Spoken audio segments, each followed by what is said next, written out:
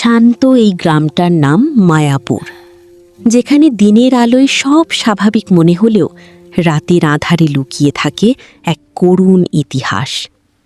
গ্রামের জমিদারের মেয়ে নিশি, যার রূপের মায়ায় পাগল ছিল পুরো গ্রাম, আর সেই রূপের সাগরেই ডুবেছিল রাখাল ছেলে অপু।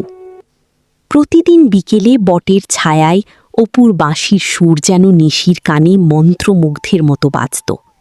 এই সুরই ছিল তাদের মিলনের একমাত্র মাধ্যম।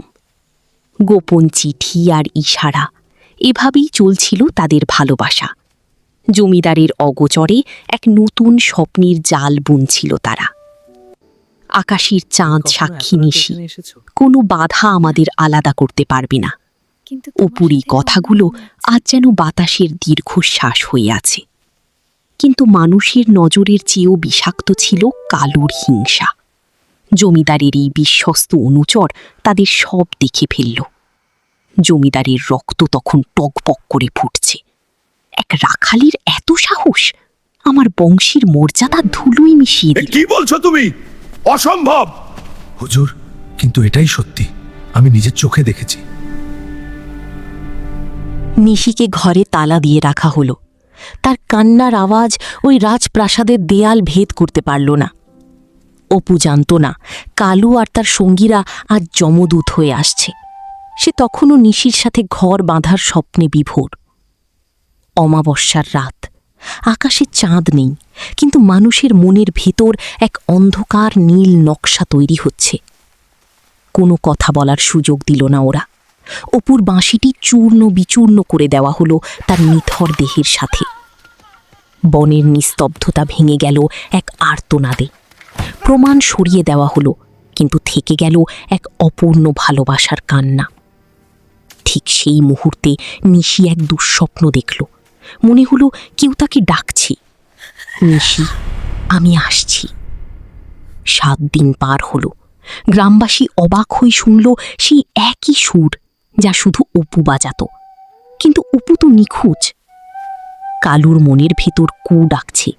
পেছনে কারো অদৃশ্য পায়ের শব্দ আর কান্নার আওয়াজ তাকে পাগল করে দিচ্ছে।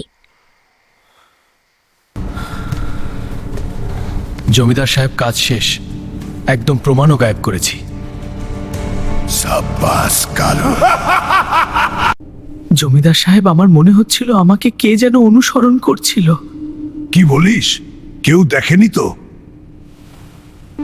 ঠিক আছে, তুই এখন যা, আর খেয়াল রাখিস কেউ যেন জানতে না পারে, আর নিশির কাছে যেন কেউ অপুর কথা না বলে। নিশির চোখ আজ অন্য কিছু দেখছে। সেই ছায়াটা যেন বড্ড চেনা। ওই যে দাঁড়িয়ে আছে তার প্রিয় মানুষটি। কে তুমি? অপু না? আমার অপু? হ্যাঁ নিশি, আমি তোমার অপু। কালু আর তার দলবল আমাকে মেরে ফেলেছে। তোমাকে যারা মেরে ফেলেছে তাদের কাউকেই ছাড়বো না। তাদের পরিণতি হবে ভয়ানক। আমি ওদের বাঁচতে দিব না। অথচ আক্রমণ ছিল বাস্তব। গ্রামের মাতব্বরেরা প্রমাদ গুনলেন, মায়াপুরে অমঙ্গল নেমে এসেছে। মাটি থেকে যেন কেউ প্রতিশোধ নিতে উঠে এসেছে।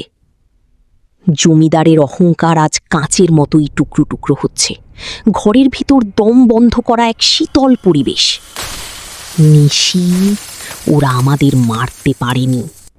অপুর সেই মায়াবী কণ্ঠ আজ কবরের গভীর থেকে ভেসে আসছে। কালু ভয়ে মদ খাচ্ছে, ভয়ে এদিক সেদিক দেখছে। ভয়ে হিতাহিত জ্ঞান হারিয়ে কালু পালাচ্ছে, কিন্তু আজ বন থেকে পালানোর পথ নেই।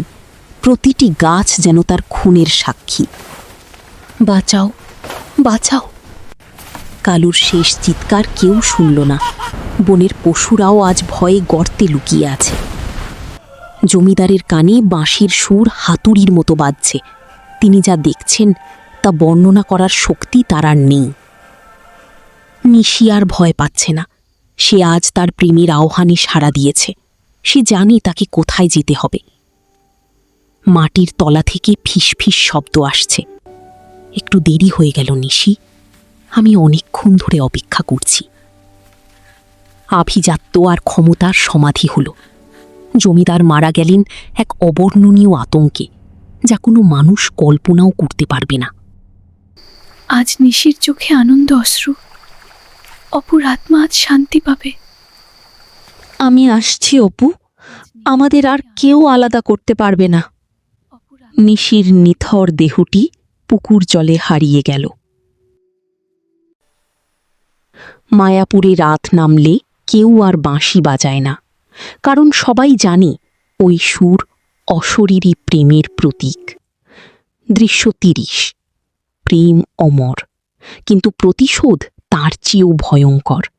মায়াপুরের বাতাসে আজও ভাসে সেই চিরস্থায়ী ভালোবাসার মায়াজাল।